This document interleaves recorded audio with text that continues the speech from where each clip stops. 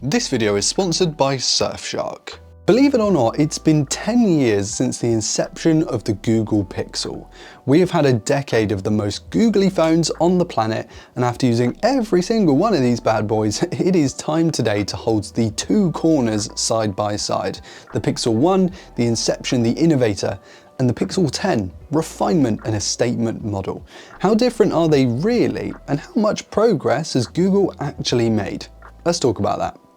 Hey guys, I'm Ryan Thomas, and these two phones are on the surface very different, but once you start to peel away the initial impressions, they follow very much the same kind of concept. The Pixel was built as a platform to showcase Google's top drawer software. It's almost a bit on the nose with the first model, it has the sheer crude bezels that are completely plain, whilst the competition was actually still putting nav buttons on the front and logos at the top as well, depending on what you're looking at. So it was a real window into the software, a blank canvas to make the content pop. And you can sort of twist that, at least to make a case that the current Pixel, the Pixel 10, has minimal bezels and is also a plain window into the software, instead of with a border, without distraction.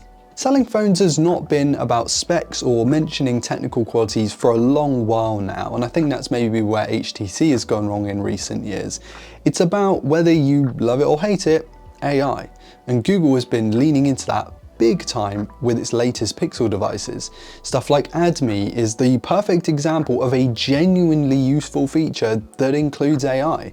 It has uses. Compare that with the Pixel Studio, which, whilst cool, it isn't nearly as handy to have on you, and Gemini has become a major part of not only the Pixel but actually latest Android phones in general. It moves on from the original Google Assistant idea, the software that shipped with the original Pixel, and gives you a genuinely very handy AI helper right on your device. Different outcomes, but the same idea between the Pixel 1 and the Pixel 10. What's almost become a staple of a mobile phone toolkit these days has to be a VPN. And not only does Surfshark work on our beloved Android, but also macOS, iOS, Windows, and more, Surfshark lets you activate on unlimited devices and access servers across 100 locations worldwide. It not only allows you to secure your connection via tunneling your traffic, but it also lets you use websites that are typically geo-locked or even access content that's only available on other versions of services like Netflix. Or if you're a Premier League fan like me, being able to go on holiday and log into the normal services you typically watch the game on is so easy with Surfshark. There are different plans to suit your use case, so check out the link in the video description to see what works best for you and to get Surfshark for yourself. And a big thanks to Surfshark for sponsoring today's content.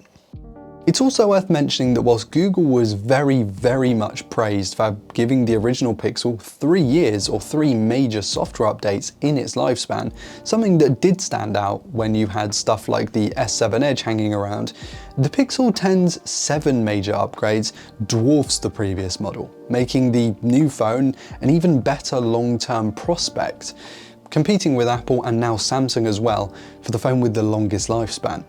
At least from a software point of view. Because the hardware is, well, it's a strange story. Firstly, holding these side by side, the weight difference is actually kind of staggering. The 10 is almost 40 grams heavier, or about 20% compared to the 1, and it is, of course, that large Z-axis bulk with the camera visor on the back that you really do feel.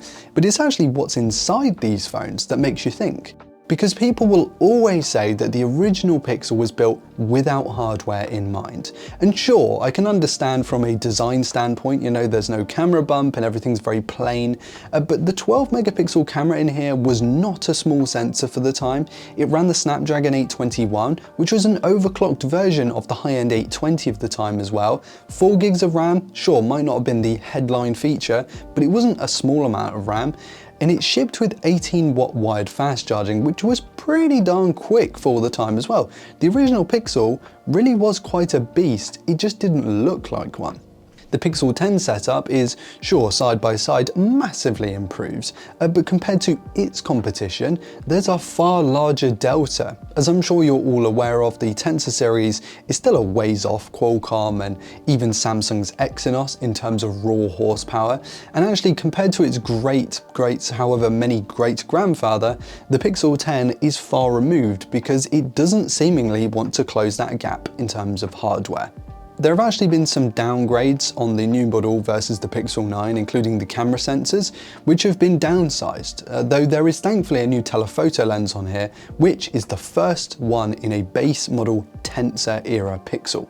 But I went and took a load of photos with both the Pixel 10 and the Pixel 1, placing the images side by side just to try and evaluate how much Pixel cameras have truly improved. And aside from the obvious focal length additions, I was shocked by just how well the original Pixel held up compared to the brand new phone, even in low light. Yes, at night the 10 is a substantial improvement. I'm not going to sit here and tell you there's no improvement whatsoever, but in fairness, the Pixel 10 really should be, with the bigger sensors and lots of artificial enhancements going on. In regular light though, it was actually staggering to me just how close these were. Yes, when you look carefully, you will see a lot more sharpness with the Pixel 10, particularly in areas of contrast. I'm not the biggest fan of this look personally, but from an objective quality and detail standpoint, there is absolutely no denying the Pixel 10 is an improvement. But I've said it before here, and I will say it again, the Pixel cameras are timeless in that you get so much quality for phones that are years, now even a decade old. With the additional ultra-wide and telephoto, it is great to see Google expand its quality to more field of view options with its camera system. As a whole, it's just way more useful than what we had with the Pixel 1. And speaking of, long exposure, action pan, ADME and camera coach have all been added to the newer models over the years, with that last one being a particular inclusion with the 10. And those use AI to help take better photos. AI is a big focus in the more modern Pixels. Of course, you can use ADME to get basically a double portrait with only having two people and not having a third person go and take the photo. It is very useful. And Camera Coach guides you to take better photos based on the surroundings that you give it. This is Google stamping down its AI underpinnings into every possible area that it can. The Pixel camera has in some ways made massive progress in its versatility thanks to the combination of software and hardware. But in quality, it's not nearly as much of a leap as it is a strong jump. There have been, for me, certain substantial improvements in battery life, in the AI, and in software assistance. Gemini is just on another planet compared to Google Assistant. The quality of the haptics is just night and day. The fingerprint scanners are better, the speakers are better, the displays are better. There is an awful lot to like about the Pixel 10 when you compare it with the device that started the line. But it's not quite as drastic a change as maybe a lot of us would have expected, especially when you look a decade the other side of the Pixel and notice just how much progress we did then. The Pixel line has been Google's way to show off the best software and now AI features. The original model did a superb job of this while staying relatively competitive with the hardware. A decade later, and things have changed a little bit. The hardware race is no longer a consideration for Google, and the company is now using all of its might and all of its know-how with AI to make up that difference. Or at least it's attempting to.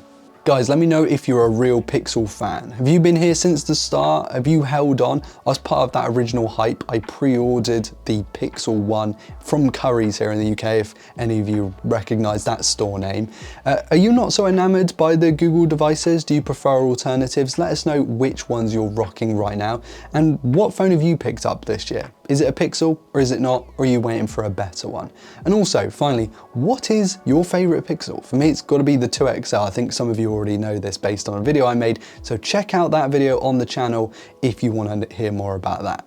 Anyway, whilst you're down there in the comments, be sure to hit like if you enjoyed today's video, and of course subscribe to never miss another upload on this channel. Thank you all so much for watching. I've been Ryan Thomas, and I'll catch you later. Cheers.